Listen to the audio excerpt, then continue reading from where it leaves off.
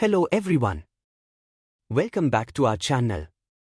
In this video, the idea of increasing the minimum EPS pension from a mere 1,000 rupees to 7,500 rupees has sparked a wave of hope and intense debate across the country.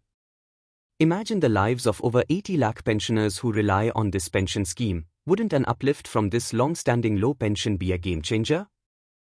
This video will take you through the entire story, the government's stance, and why this demand keeps resurfacing, illuminating the challenges and realities behind the scenes. Before we go into the topic, we request you all to subscribe to our channel and support us.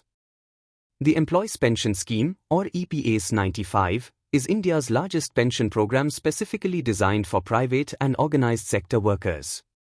Launched in 1995, it operates as a social security system combining contributions from employers and the government.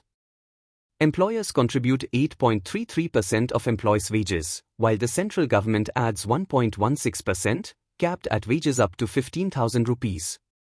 The scheme was established to guarantee pension benefits upon retirement, but a critical issue has persisted for years. The minimum pension amount has been stuck at 1,000 rupees since 2014, despite rising inflation and soaring living costs.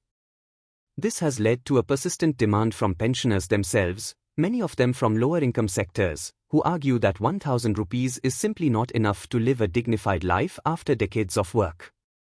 Over the last several years, pensioners and their representative organizations have urged the government to raise the minimum monthly pension to between 7,500 rupees and 9,000 rupees.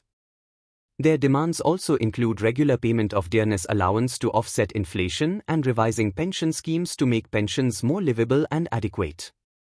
The issue was brought back to the forefront during the ongoing winter session of Parliament when MP Balya Mama Suresh Gopinath Mahatre directly asked the government whether it plans to raise the minimum pension to 7,500 rupees, why dearness allowance is not given despite inflation, and what actions are being taken to improve pensioners' conditions.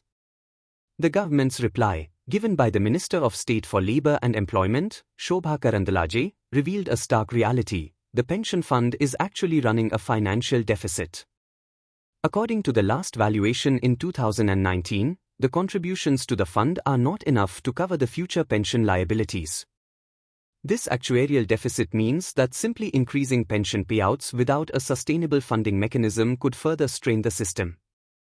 Hence, there is currently no official proposal to raise the minimum pension to 7,500 rupees. But we believe genuine demands of pensioners how they are important to them.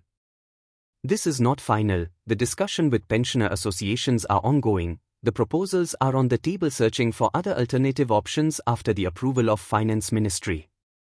However, the government continues to support the existing scheme by providing budgetary aid that upholds the minimum pension of 1,000 rupees, alongside their standard contribution of 1.16% of wages. Regarding the critical issue of dearness allowance, the government clarified that EPS 95 pensions are not pay-linked like government jobs, so dearness allowance is not a feature under the current scheme setup. While the government recognized the demands of pensioners and expressed a commitment to maximize benefits for workers, it emphasized the need to balance those demands with the financial health and sustainability of the pension fund.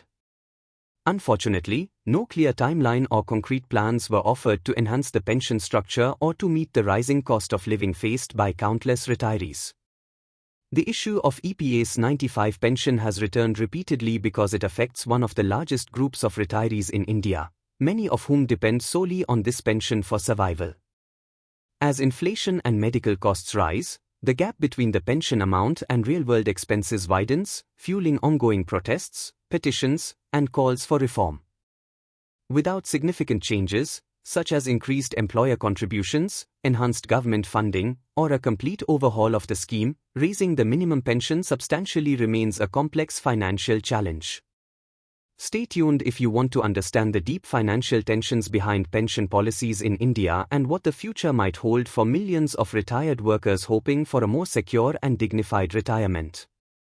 If you found this information valuable, please share it in your WhatsApp and Facebook groups.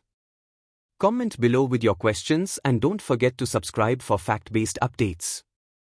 Thank you for watching this video.